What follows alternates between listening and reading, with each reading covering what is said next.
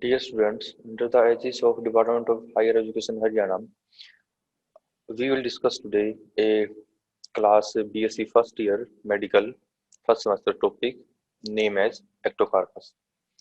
Before I start this topic, I would like to introduce myself Amit, Assistant Professor Extension in the Department of Botany at Dr. B.R. Ambedkar Government College, Kaithal. So, ectocarpus is a brown algae, or you can say it is a golden brown algae. First of all, we will discuss about its systematic or you can say scientific classification. So, the genus Ectocarpus belong to phylum or you can say division Phaeophyta. So, the division Phaeophyta, class Phaeophyci, order Ectocarpales, family Ectocarpiaceae, and genus Ectocarpus. So, first of all, we will discuss about the some more important points about the class Phaeophyci.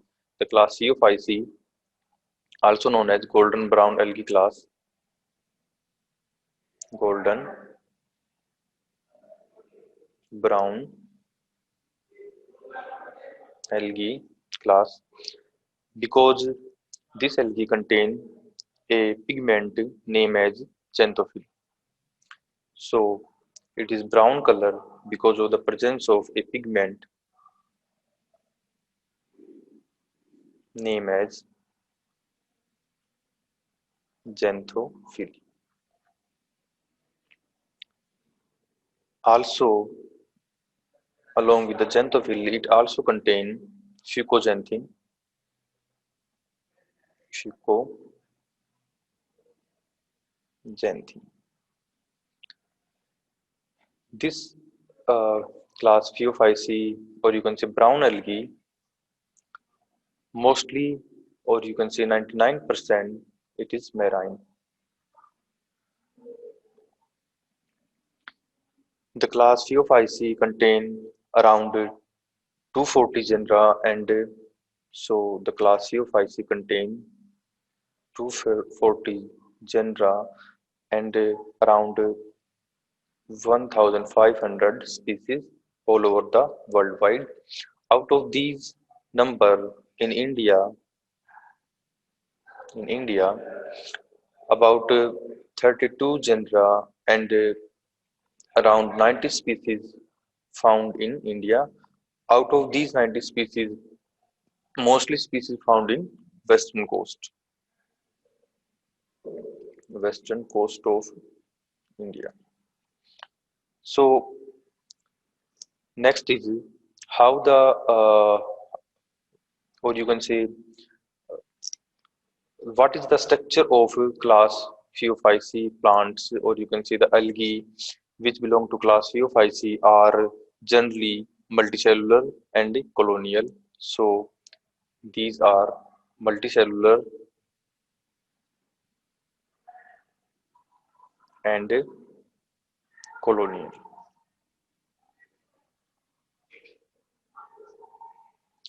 They also, along with these two most important pigments, xanthophyll and fucoxanthin, they also contain chlorophyll A and C. So in the class Phaeophyci, the chlorophyll B is absent. So chlorophyll B is absent. So uh, out of these 90 species, around 90 species, which are found in the India, mostly in the western coast, few Indian species, few Ectocarpus species are Ectocarpus indicus, Ectocarpus coniferus,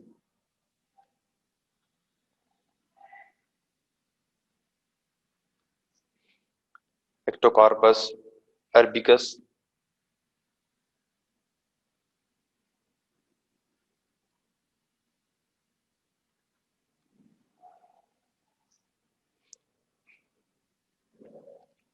so these are the few species which are found in the India.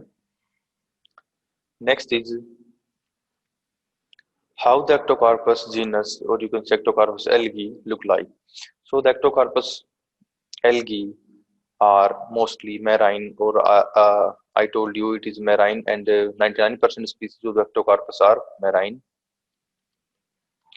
contain rhizoids for their attachment with the substratum. So these algae contain some root-like structure known as rhizoids here. So they contain rhizoids for their attachment. Few species of the ectocarpus also found in freshwater as an epiphytes. So few species, or you can say around 1% species of the ectocarpus found in freshwater as epiphytes, means they attached with the another plants. So they are epiphytes. They attached with another plant with the help of rhizoids. So the plant body of the ectocarpus consists of two branch system. That's why it's called heterotrichous. So it consists of two branch system. One is known as erect branch system. So this one here is known as erect branch system, written here, and another one is known as prostate branch system. So this one. So because of the two branch system, this algae are known as heterotrichous, or you can say we can say that it is heterotrichous. Heterotrichous because of the presence of two branch system. One is erect branch system, which grow vertically, and a prostate branch system, which grow horizontally.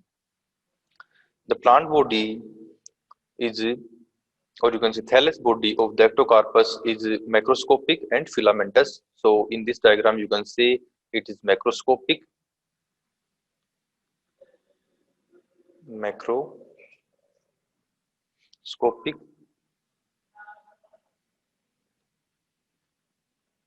and filamentous,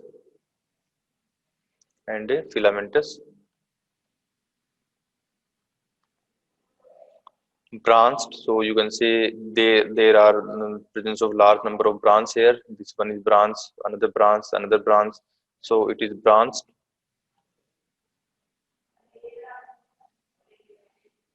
Contains rhizoids and multicellular. So this is large and multicellular.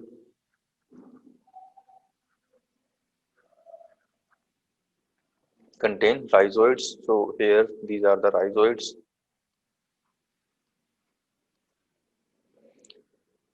It consists of so the individual cell.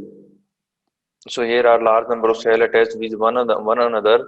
So in the diagram D and E, you can see the cellular structure of the ectocarpus. Individual cell are shown here. So the cell is two wall, consist of, or you can see it is made up of two layered wall. So two layered wall. Outer wall is made up of pectin or algin. Outer wall is made up of pectin, and inner wall is made up of cellulose. So two layered wall. These wall are, outer wall is made up of pectin or algin, and inner wall is made up of cellulose. Also, the cell of the ectocarpus contain a reserve food material known as laminarin and mannitol. So the reserve food material here, reserve food material in the ectocarpus is laminarin. Laminarin is a soluble carbohydrate, so it is a soluble carbohydrate, and along with the laminarin, it also contain mannitol.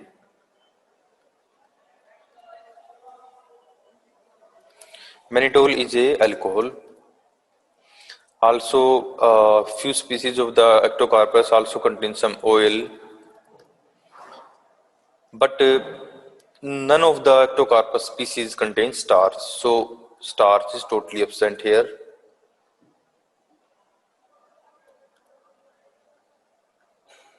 Starch is totally absent. So the reserve food material is laminarin, which is a soluble carbohydrate, and mannitol, which is a alcohol, and also oil. Next is in the cell, in the individual cell of the ectocarpus, it is uninucleate. So you can say it consists of only one nucleus. So this is uninucleate. So here is again, it is one or single nucleus. So we can write this. It is uninucleate. It contain a it contain a band shape, or you can say disc shape structure named as chromatophore, and chromatophore is a structure which contain all its coloring pigments like xanthophyll, chlorophyll A and chlorophyll C. So it contains chromatophore. Chromatophore is a disc shaped structure, or you can say it is a band shaped structure contain chlorophyll A, C, another chlorophyll, another pigments like carotene, fucoxanthin, and it is a coloring structure, or you can say it is a structure which help in the function of photosynthesis. So it contains chlorophyll A and C. Along with the A and C, it contains another pigments named as xanthophyll, fucoxanthin. So it contains also fucoxanthin, beta carotene.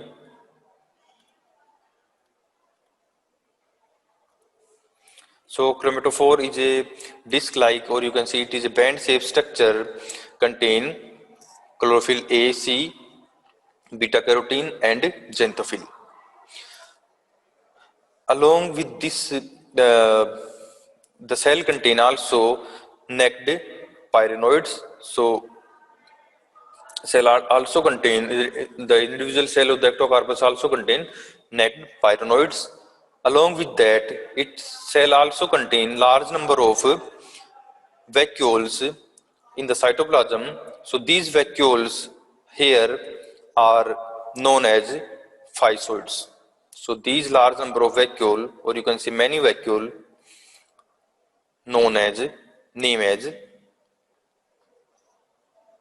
physoidus. So the physoidus is a structure consists of large number of vacuoles scattered in the cytoplasm. So the physoidus function same as in higher plant lysosomes. So the function of the physoidus is similar to the lysosomes.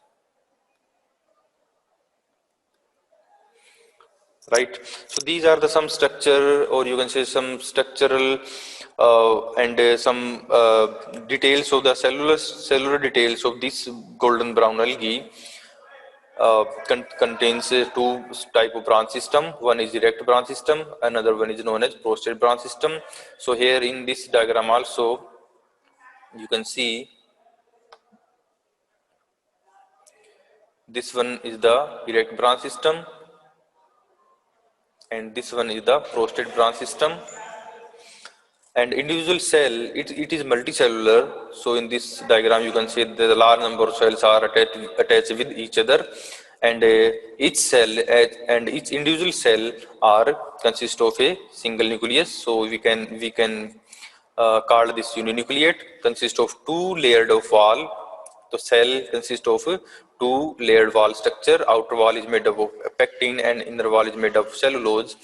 Along with that, the cell contain residual food material in the form of laminarin, which is a soluble carbohydrate, and mannitol, which is an alcohol, also some oil.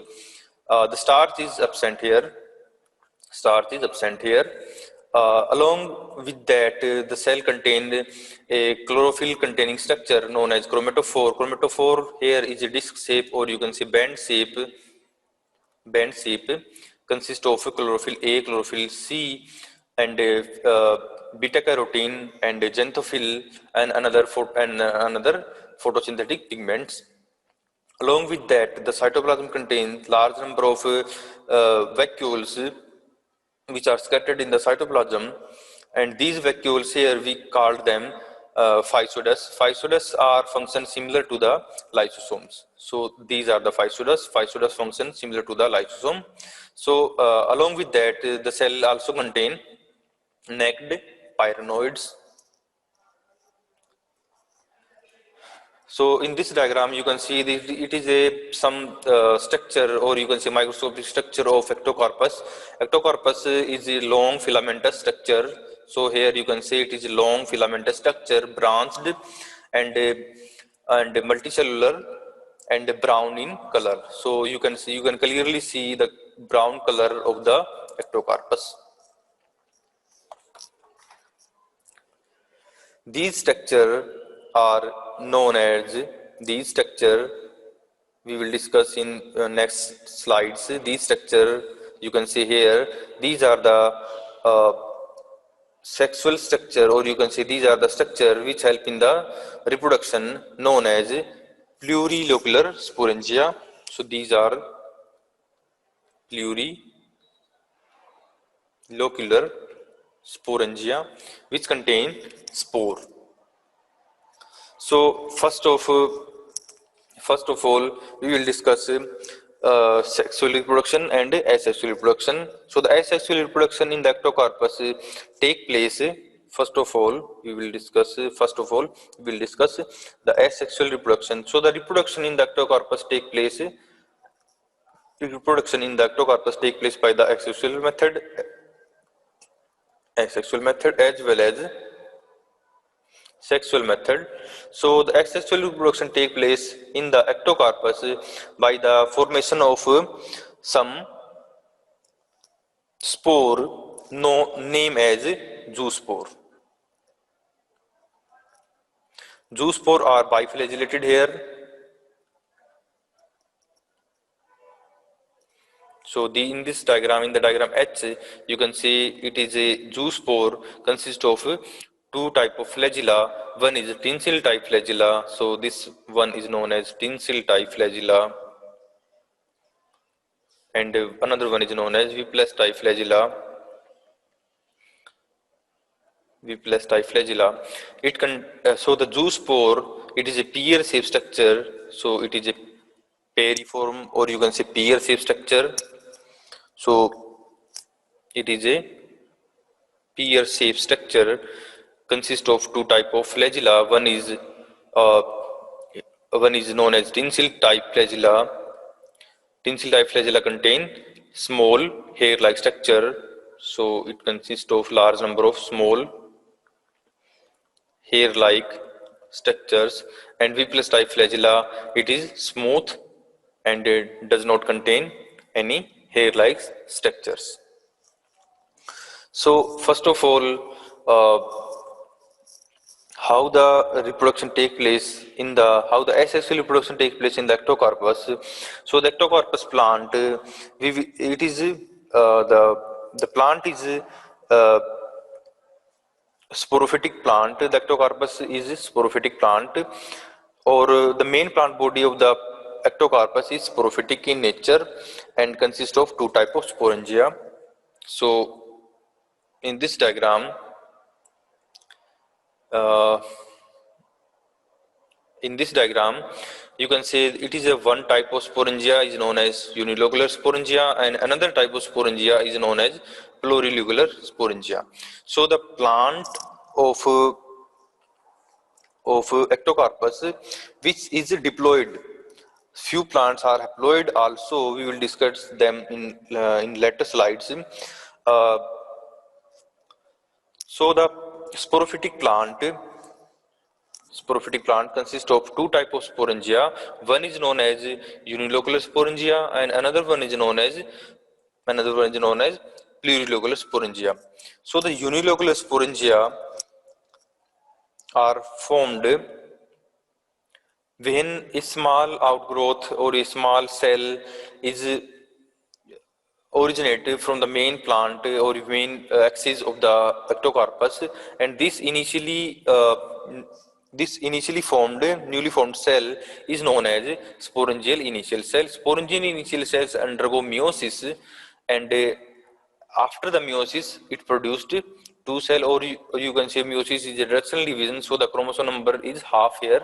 So the plant is to one plant, or you can say diploid plant of the ectocarpus consists of 16 number of chromosome. After the meiosis it consists of 8 number of, here is the 8. So after the meiosis it produced two cell, and after that large number of mitosis take place here. Mitosis take place here and form mitosis. Here is the mitosis, it forms 2 to 4 cell, you can see in this diagram. So the from the meiosis it formed 2 cell, and after that 2 cell, so one cell is here, another cell is here. Meiosis, after the meiosis mitosis is take place, so the one cell divided by the mitosis. So here is the mitosis from the 2 cell. After the again the mitosis, or you can see large number of mitosis take place here. So here 4 cell, after that it is 16 and 16 to 6, so here the 16 cell. After the third mitosis here is the 64 cell. So around the 64 nuclei are scattered in the one globular structure. So this globular structure is now known as unilocular sporangia. After the 64 haploid nuclei are randomly distributed in the cytoplasm here. So 64 nuclei are randomly distributed in the cytoplasm. After that these haploid nuclei accumulate some cytoplasm around itself. So in this diagram you can see these nuclei accumulate some cytoplasm around itself.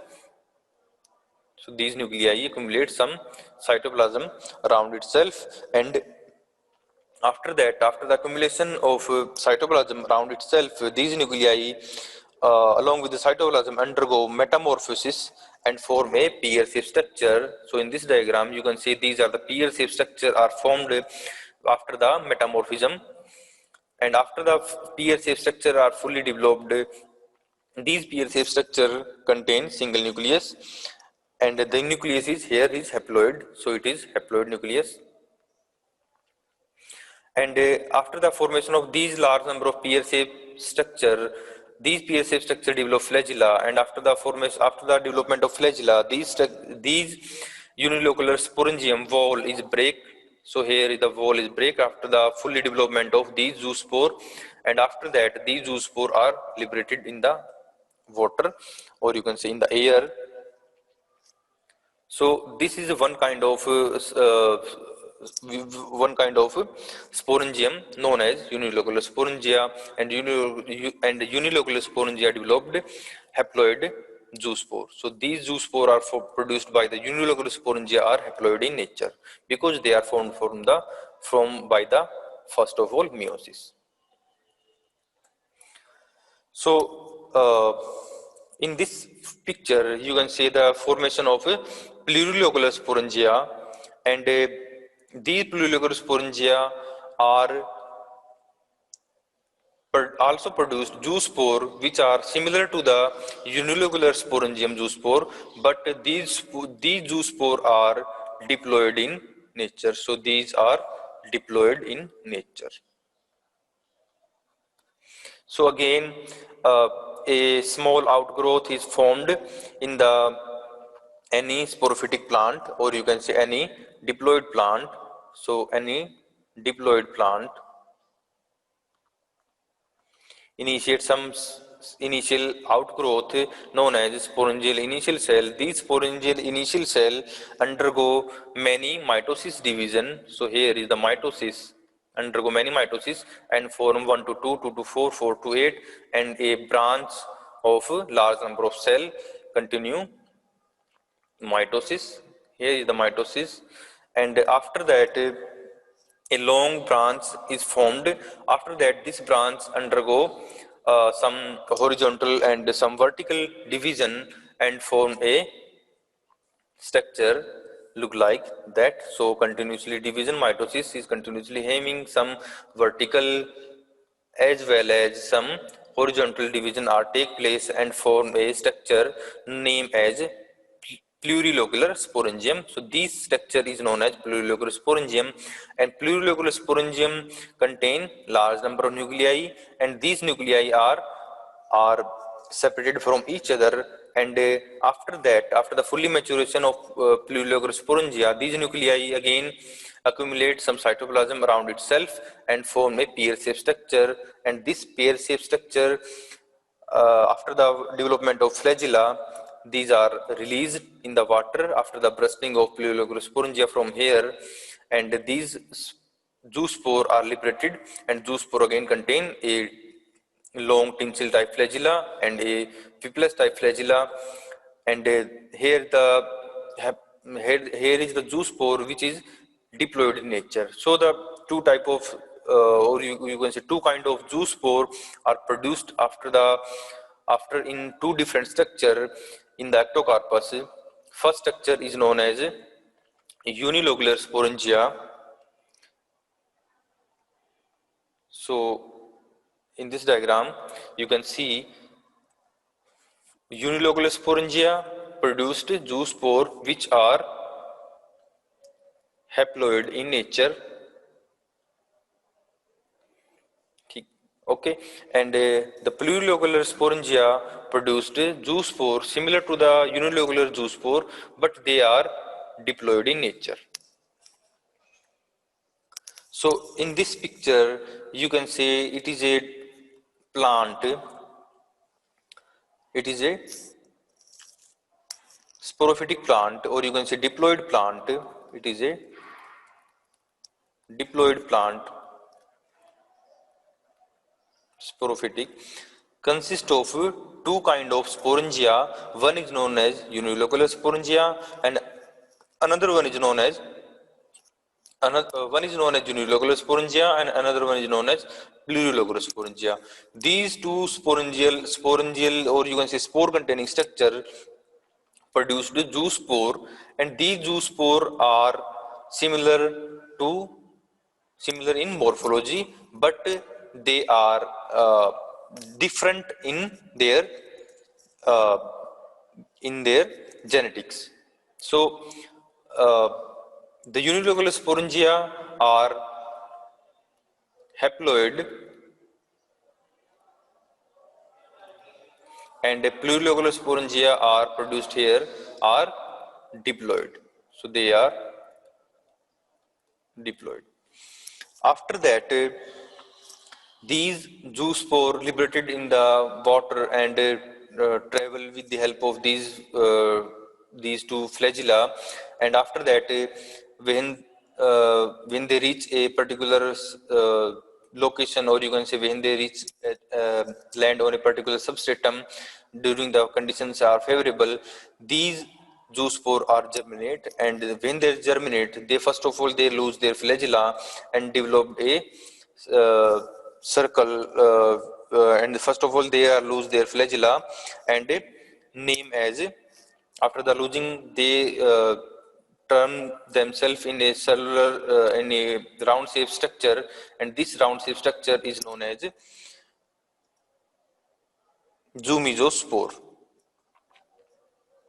So after that, this round shape structure it's germinate and form 1 to 2 cell, like there 1 to 2 cell and 2 to, and continuously the division is take place and form again new ectocarpus plant, new ectocarpus plant. So in this way the asexual reproduction take place in ectocarpus. So the zoospore which are produced here, the haploid zoospore produced haploid plant, haploid ectocarpus plant, and a diploid zoospore produced a diploid ectocarpus plant. So next is sexual reproduction. So next is the sexual reproduction. How the sexual reproduction take place in ectocarpus? So the sexual reproduction take place by the formation of sexual reproduction take place in the ectocarpus in by three ways. First of is known as isogamous. Second one is known as uh, anisogamous, or you can say morphologically anisogamous, and the third one is known as physiologically anisomous, anisogamous. So three kind of you can say three type of sexual reproduction take place in the ectocarpus. First is known as isogamous. Iso means same, gamous means gametes. So here the gametes are produced are similar in morphology and physiology. So you can see in this diagram C, you can see there are two kind of zoospore which are similar to their structure and function. First of all, during the sexual reproduction, a haploid plant. So here the uh, plurilocular gametangia is formed, not sporangia here, because this plant is a haploid plant.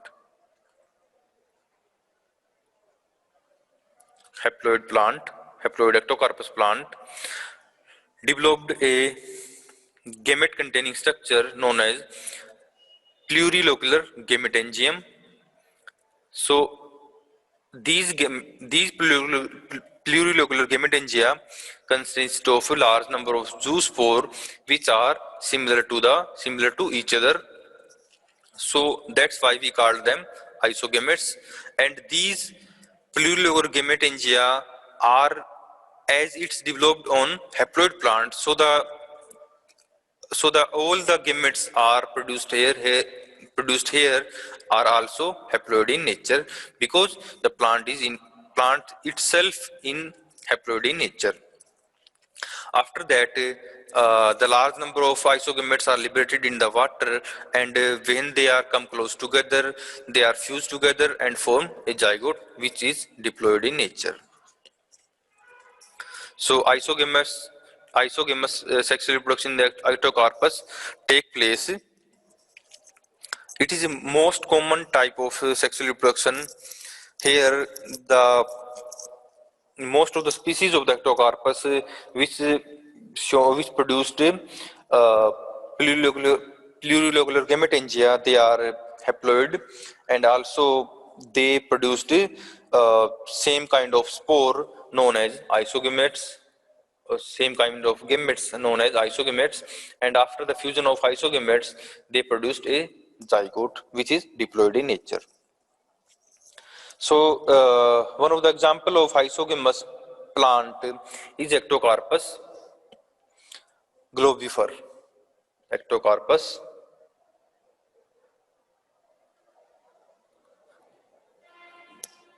globifer. In the ectocarpus globifer, the formation of isogametes is take place. Next is in some species of the ectocarpus produced two type of gametes which are morphologically similar, but physiologically they are different. One such type of gametes, or you can say such type of sexual reproduction, is known as anisogamous. So it is second type known as aniso, or written here anisogamous. In anisogamous, the gametes are produced similar in their morphology but different in their behavior. One popular example seen in the ectocarpus, siliculosus. So in ectocarpus siliculosus,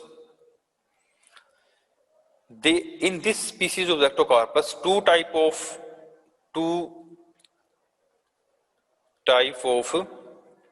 gametes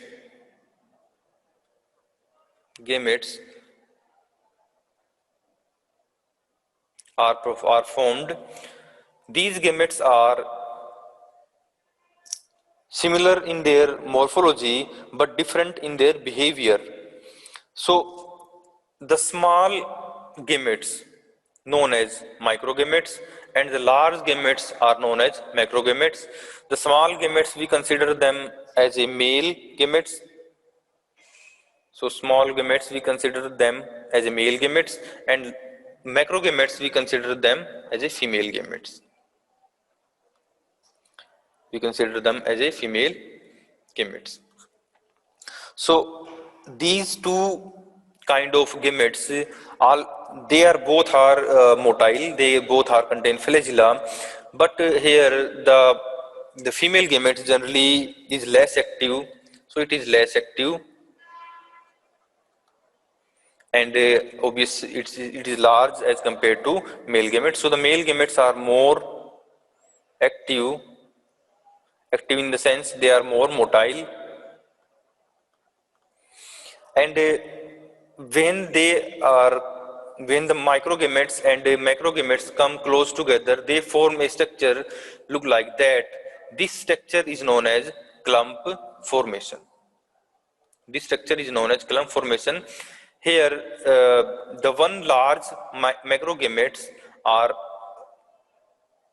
placed and in the large macrogametes, many small microgametes are attached with it with the help of flagella, and by the and when they are attached and form a structure look like that, this structure is known as clump formation.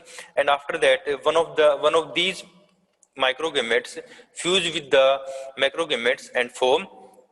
They are come close together by reducing their flagella, and ultimately they are fused together, fuse with each other and form a zygote.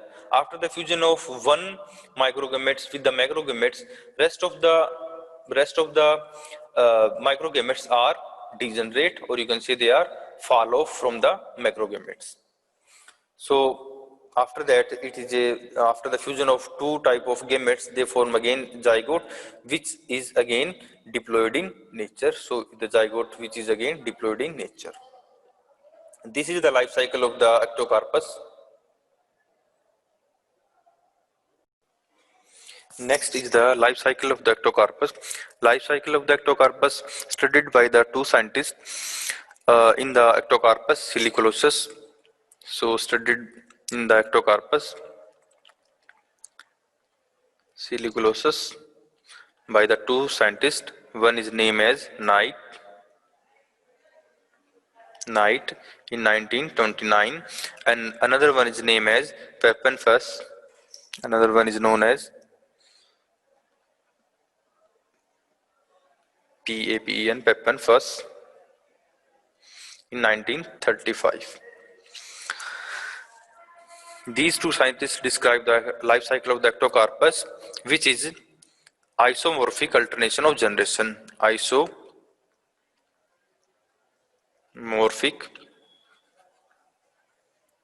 alternation of generation.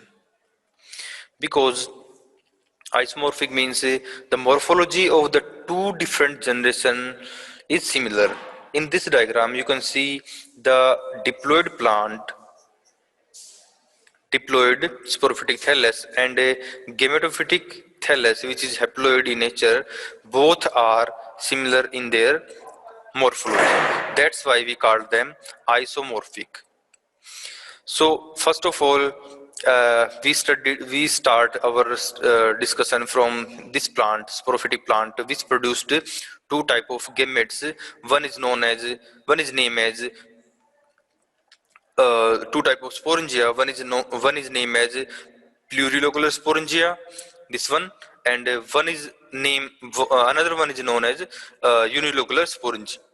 So these are the unilocular sporangia. Unilocular sporangia produced zoospore by the meiosis. That's why they are haploid in nature. And after the germination of these haploid zoospore, they produced young gametophytic haploid plant. This young gametophytic haploid plant produced plurilocular gametangia. So these structure here, we called them here plurilocular gametangia. And these plurilocular gametangia produced either similar gametes or different gametes. If they are produced similar gametes, we called them isogametes. And if they are different in their physiology, we called them anisogamous.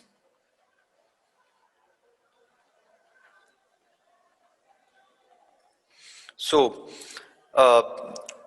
these gametes are also haploid in nature. So anisogamous as well as isogamous both are haploid in nature, and these gametes after the fusion they form a zygote which is diploid in nature. So this zygote is diploid in nature, and after that this zygote after the germination it produced again a diploid plant. So in the lower circle you can see the life cycle of the life cycle which explain the formation of haploid plant. In the upper one you can say the asexual reproduction. In this asexual reproduction, the plurilocular sporangia produced zoospore, and these zoospore formed in the plurilocular sporangia. So this structure is known as plurilocular sporangia.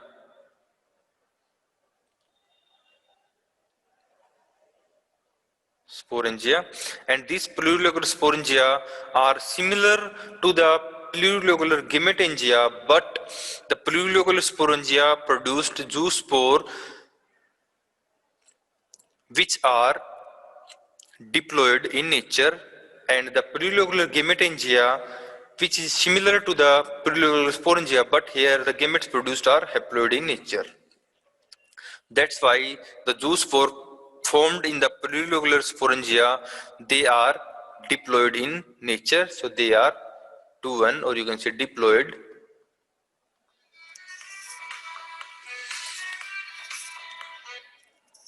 So they are diploid, and after the germination they produced a diploid sporophytic thallus. That's why we called them isomorphic alternation of generation, because both the haploid plant as well as diploid plant, they are morphologically similar. So this is the life cycle of ectocarpus. Next is the question time. So the first question is you have to explain ectocarpus is a which type of algae. Question number 2, ectocarpus contain which type of chlorophyll contain. In question number 3 you have to answer the ectocarpus belong to which class. And in question number 4 you have to answer which type of reserve food material found in the ectocarpus. In question number 5 you have to name the alga which produce unilocular sporangia. In question number 6 you have to answer in unilocular sporangia zoospore are produced. The zoospore which are produced in unilocular sporangia are option A haploid in nature, option B diploid in nature, option C both A and B, and option D none of these. In question number 7, a plurilocular sporangia produced zoospore which after the germination produced which type of plant. You have to answer haploid plant, diploid plant, both, and none of these. In question number 8, the flagella of the ectocarpus is which type of flagella found in the ectocarpus. You have to answer in question number 8. In question number 9 you have to answer, or you can say you have to fill the blanks. The clustering of active gametes, or you can say active gametes means male gametes, around the passive female gametes is known as. So the formation where the one female gametes surrounded by large number of male gametes, this formation is known as, you have to write here. In question number 10, the ectocarpus shows which type of life cycle. So you have to answer which type of life cycle shown in the ectocarpus. This is